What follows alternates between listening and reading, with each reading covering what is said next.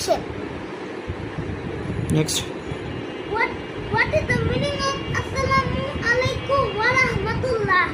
The meaning of Assalamu alaikum wa rahmatullah is peace be on you and also the mercy of Allah be on you. What is called makhraj? Arabic letters are pronounced from the different places of the mouth such as throat, palate, teeth and lips. The place of pronunciation of an Arabic letter is called makhraj. There are 17 makhrajes.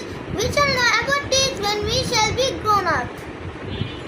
What are the names of Hazrat Ishaq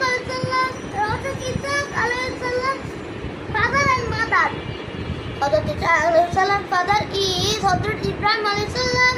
Hazrat Ishaq alayhi salam mother is Hazrat Sarah alayhi salam.